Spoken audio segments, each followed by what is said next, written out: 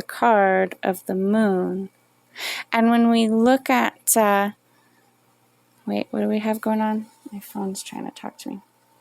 Anyway, when we have, so our spiritual, mysterious, moonlit experiences here on Earth, under the wheel, 910, whenever I see this card, I don't care what deck it is, I'll stop the world and melt with you. I think it's The Cure, but I'm probably wrong. Anyway, the Wheel of Fortune, so it's probably nothing to do with that song, but I guess I think of the hermit is sort of on Earth, and the wheel will stop. Time will stop for you, magician, as you go through your hermit phase, because it worships you, honey. Masculine, feminine, whatever. I don't care how you define yourself. This is the High Priestess, number 2 in the Major Arcana. In this deck, depicted by imagery from the moon, is not looking for a counterpart. She's not looking for a partner. She's in her light because she's single, because she is a lover in the world. And the wheel will stop and wait for you to just be in that as long as you need in order to find this 9, 8, right? 1, 8 is 9. To find this 9 of Cups, and this 9 of Cups is depicted using imagery of Andromeda, who is, she has broken her chains and she has all the freedom in the world, but she leaves them on and she dances because maybe they sound good when she dances, right? Until you find this energy, the world's gonna stop and just watch you in all of your power, because you're more powerful than you know. Another 9, 1, 8, 9. This is another dog card. So this is the Canis Minor constellation imagery, and it talks about oh goodness, did I get them mixed up? Anyway, more dog imagery. Lovely, lovely. 9 of Swords and other decks can really talk about having a terrible amount of anxiety and drama and sorrow, and it just doesn't let up. It just doesn't ever up or down. This card is just unrelenting stress, mental anguish, torment. When we have those moments, I think of a 9 of Swords moments. I think what is 9? What does 9 break down into? And it is, it doesn't come, it's like 4.5, but like we're using whole numbers. So 4 and 5. And when we look at Major Arcana, when we have those 9 of Swords moments, maybe we're kind of in our cold as ice, Master of War, Emperor energy, and we're calling the shots and the pressure's on us, and we've lost our fucking mind because we're in this 9 of Swords energy. We've all had it. It's nothing to be ashamed of. We go here, and if you notice, I know I'm pulling everything kind of in a funny order, and I'm not pulling the whole deck, but so we go here. The Hierophant is a word that we seem to have lost from our language, but this is a spiritual teacher. This is a guide. But he's formal and he's earthly. This could be a priest, someone you trust with your spiritual development. The Emperor sees his Master of War energy under the darkness of the moon. Here's another 9 for you. This is a 9 of Wands, a 9 of Fire. You are spent at this point. I mean, you're really sitting down and wondering, like, the sun is setting. I do not have shelter established. There are God knows what kind of wolves and beasts at my back. Do I have enough life force to journey on? You're really starting to ask yourself at this point, because, you know, you're really, at this point, you're starting to wonder, like, was I just kidding myself this whole fucking time? You know? Usually those moments bring us back to another 4 card. 4 in the minor arcana when we're talking about suit cards.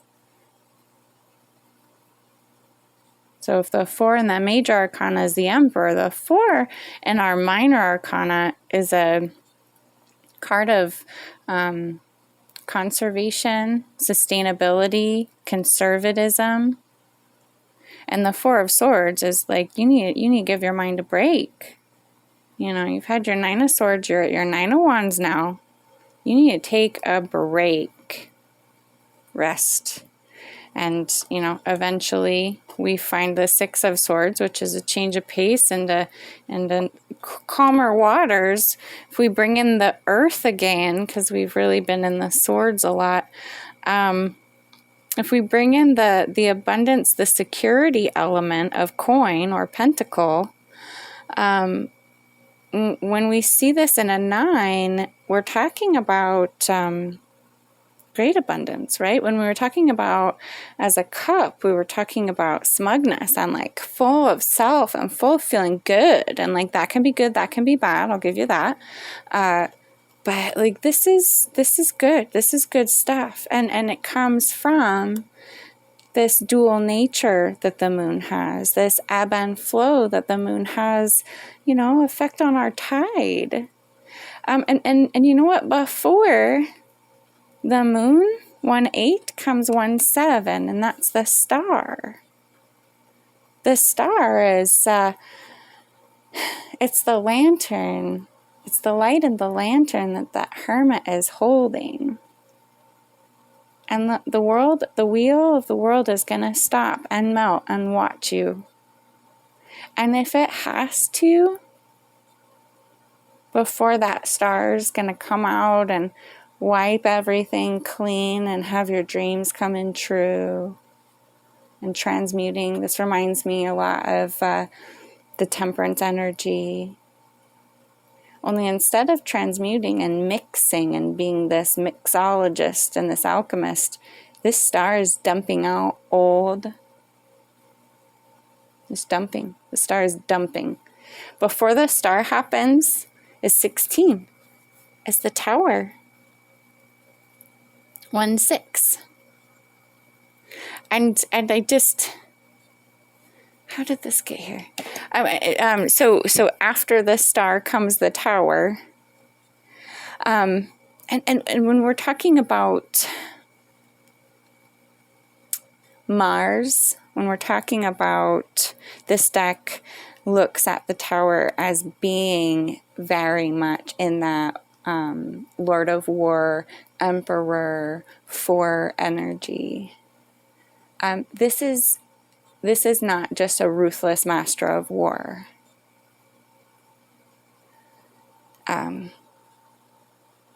This tower, this warrior energy is how we get here. This wellspring of overflowing cups, abundant water. We have Scorpio symbols here, and fish. Scorpions remind me of the Phoenix story. More transmutation, I suppose. The moon gets us to the 10 of Cups because it brings us that wellspring of unconditional love, unconditional, abundant inner security that comes from within, that cannot be taken, right? This 10 of Cups is so powerful. And you are so powerful. Every living human is so powerful. With this inside of them, it spills out into their personal lives, and they can't help but have healthy, happy relationships in their lives, in their family. This is a happy family. And the darkness of the moon gets us there. And the moon can be this really beautiful, lovely card. It can be this really scary, awful, dark card. It can be everything in between. And the moon, before we get to the moon even, there are these series of tower moments in our lives. And things in this imagery can be applied to our recent events as well as my history. Twin Towers fell. I think it was one of my first days, maybe not, September. Yeah, I guess it was the first day or one of the first days of, I think it was my freshman year of high school, the Twin Towers fell. And when I lay it out like that, like, it's easy to understand why this card is so terrifying for so many people. When I first started pulling cards, it was the one that made my heart fall out of my butt because, oh God, I could think of nothing but worst case scenarios. And it's kind of titillating to get caught up in that. What's the worst thing that could possibly happen? And this is destruction. This is this tower is being struck down by some people who read cards will tell you it's by the force of God or the divine. But it's lightning. It's electricity. Some people would say this is Archangel Uriel, but towers don't have to be bad, honeys. If you add 6 and 1, you have a 7, and in my mind, I feel like 7 is really such a spiritual gifting number. We've got the 7 levels, I think, in the Kaiba. Anyway, lots of traditions just favor that number, so I just want to walk you through why this isn't scary. And like, again, 1-7, the chariot. We talked about that chariot. Let's look at this chariot. So 1-7, the tower, is swift energy, transporting, transmutative, transforming energy. And that's usually a good thing. We also think of the tower being a sort of a justice move. It's sort of a divine justice move. It's like a divine intervention a lot of the time. This is an interesting card, and I've noticed with this deck in particular. So when this is upright, the scales are balanced, but the sword's upside down. And when we reverse it, the scales are up in the air, but the sword is ready to go. So it's, so the tower has to do justice with setting things right, putting things where they need to be. And the tower has to do with the King of Wands. And I've always just had such a crush on the guy in this card. The King of Wands can be, I can't remember who he is in the other. I guess he would just be fire, whatever the fixed fire would be. So the King of Wands he's these guys. He's these flashy, sort of ridiculous, wonderful siren of a male. There's all the creativity and expression and spark and excitement and adventure and loveliness that you want the King of Fire to have. But he's sort of silly at the end of the day because he's so up in his own. This king actually needs a queen next to him who's got a lion at her feet that kind of reel this guy back in, to be honest with you. But the tower is just, it can really be a fun, playful, I guess that's all I'm trying to say, is just this fiery, sort of creative, sacral nudge. It doesn't have to be this scary, horrible, oh my God, there's like every shade of gray you can think of, and even some it's just, it's not all bad.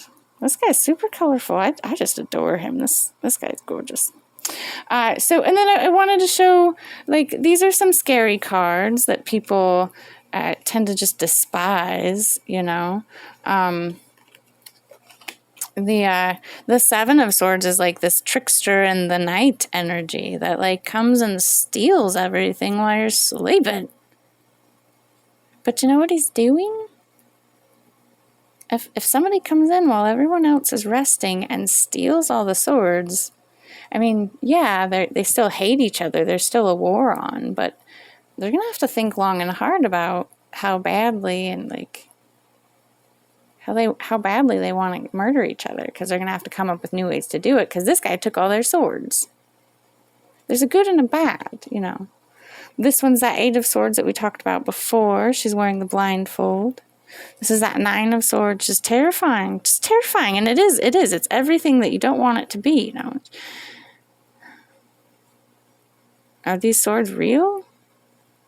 Are they just in her mind? She opens her eyes, are they just going to fall and kill her?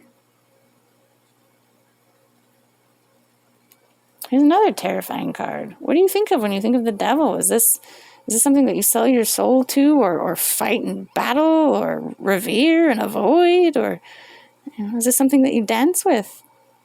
What is the devil? What does that mean? Well, in the tarot, 1 and 5 make 6.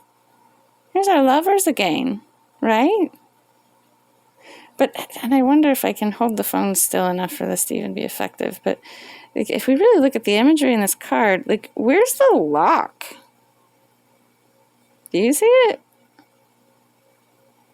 It's usually pretty hard to find a lock on a devil card, because there isn't one. And if there is one, it's sort of an optical illusion. It's usually not fastened. Is there a key? No. It's an illusion. The devil talks to us about, how do we deal with illusion? How do we deal with moon stuff? With Pluto stuff?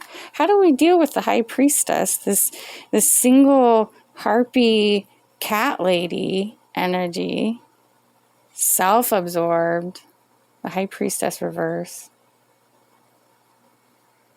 How do we deal with, I have, King, Knight of Cups to me right now feels like, yeah, I think the world of you, but I'm just going to avoid anything that might be sort of unpleasant. The devil talks to us about the 4 of Wands reverse, oppressive situations, relationships, especially. Devil reminds us of, what do we think about our self-worth? Are we thinking kind of poorly of our self-worth? The devil makes us think about what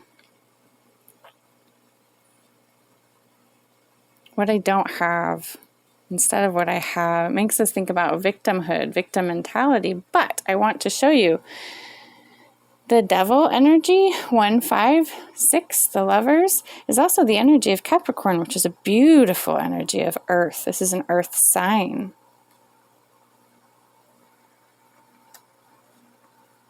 The whole world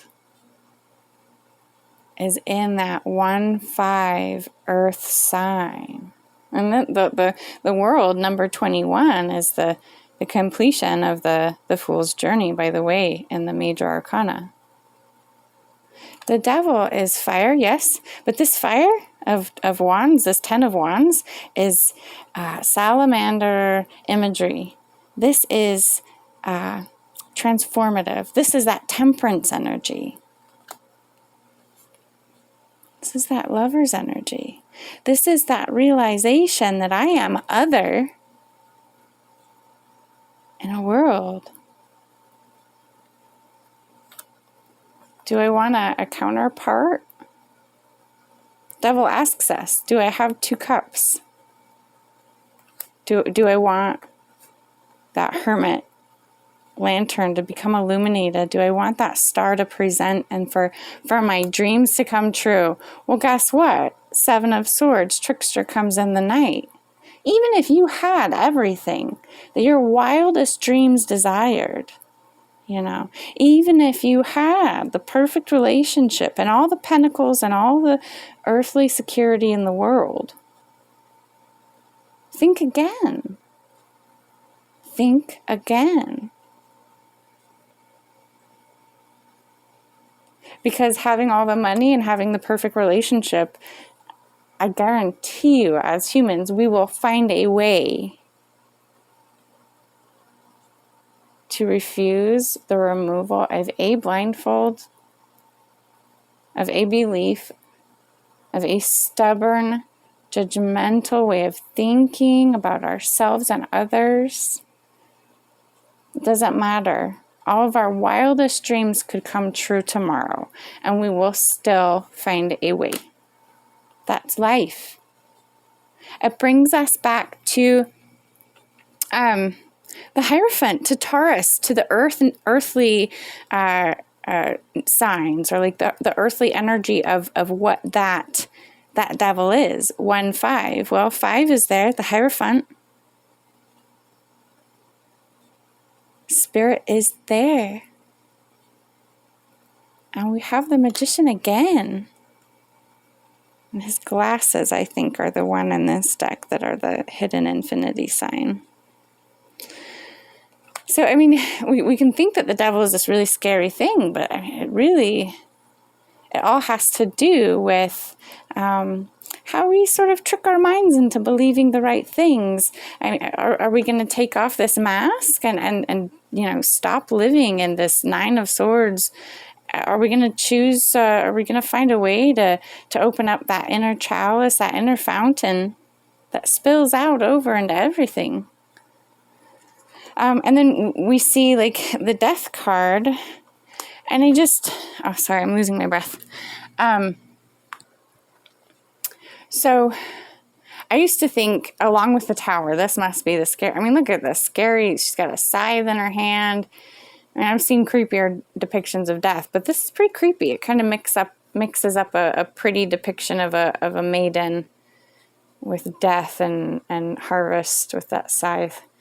And I used to think that it had to do with like the refusal to end a cycle, because I pretty quickly rejected the idea that the Death card was literal death, just because I haven't experienced enough literal death in my life for that to be a thing. If every time I pulled this card it was literal death, I mean, oh man.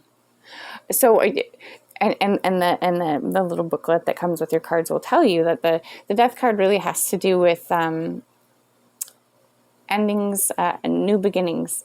It's a close relationship. Clarissa Pinkola Estes refers to death as life, death, life force.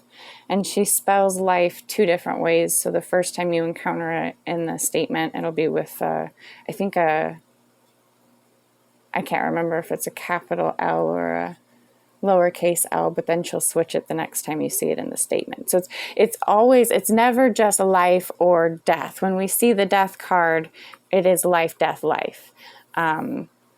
I mean, really, it's that infinity symbol all over again, but you never have a death without a rebirth or something like that. So we can think that the Death card is this really scary, creepy thing, but what we're talking about is, I mean, when we think of it being creepy, we need to understand and admit that we're thinking of death as like this ultimate betrayal of life being taken from us, or we're relinquishing life. It can be seen as weakness. Here we have the opposite of strength. It can be like stubbornly refusing to move on to calmer waters. No, I'm going to stay here. I'm going to be blocked, and I'm just going to sit and stew. But guess what? Death is an orgasm. This is probably bullshit, but this has kind of occurred to me in the last few days. La petite mort. This sort of idea, when I tried Googling it, I quickly got lost in semantics and clever people fighting over semantics. And there's like, maybe it came from something somebody said 400 years ago, or maybe it was 300 years ago. And maybe he meant it to be an orgasm, and maybe that was never, what he meant it to be. But in language in my brain today, la petite mort is referring to an orgasm. And it's a funny thing to even toy with in your mind, because how is there a little death? How can you be a little bit dead or a little bit pregnant? Well,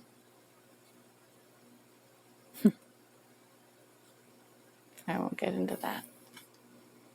So when we're talking about death in the tarot, we're talking about Scorpio, which is a very complicated sign of cycles and rebirth. And that has a lot to do, even though it's a water sign, it has a lot to do with fire, creativity, ideas of sacral energy. The Seven of Wands in this deck really has to do with reigniting that virile sexual drive, or that erotic passion or drive. In my mind, I really believe that this erotic force has to do with the rebirth, the regenerative, the reawakening nature of the Death card. The Death card can really be the same beautiful symbology of the Seven of Wands, of the Ace of Wands. And in this deck, the Celestial Tarot, Pluto is the imagery that we use to describe judgment. So imagery of Pluto comes with the underworld, comes with sex, comes with all these things. And instead of using Pluto as death, they've used Pluto as judgment, because Pluto is also, the mythology around Pluto is very set. I mean, it's set. You can try to mess with the underworld, but there are stories we could tell. So I mean, and death really, that rebirth, or that value of one, comes through in values as aces in the minor arcana. And this cup, this vessel, remember we talked about duality in the terms of cups, what happens when you put two cups together. Well, the Ace of Cups is one cup. And this is the existence, of the heart, of the vessel, of the soul. And it's beautiful. And that's that rebirth. That's that rebirth, but that's also how you die, right? You die in that, is that vessel, and we bury that vessel. And so we have temperance comes after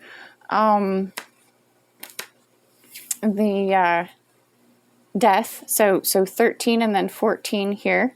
Temperance again, it's a fire sign. This is fire. This is transmutation, and fire isn't all high fives and creativity and flashy suits with pictures of lizards on them. Fire is serious stuff, and when we look at that, the feminine side of that energy, she's guarded by a daddy cat there. Like, you don't mess with her. Her husband is a little flamboyant, and he's great to invite to your dinner parties, but you don't even fart sideways next to Strength or the Queen of Wands. And the thing about death is, we want to think of it as the end, and tens are representative of endings, sort of crescendos, or like completion. We think of death as like this ultimate completion. I talked about it before as this Three of Swords, ultimate betrayal. But look at this way. Look at it this way. Look at this Ten of Pentacles in the Celestial Tarot. This is a seed. Your abundance is hidden under the earth right now, in the form of a seed. But it's there. It is all there, and it's there in spades. It's going to multiply exponentially as you care for it, as you pay attention to its needs and give it what it can't do for itself. Death is not scary. It's not bad. It's all the abundance. It's all the abundance you'll ever need is right there under the earth. Anyway, this is going to take 3 days to upload because I used a cell phone instead of a computer, and those files seem to be a bit different. Anyway, love, love, love.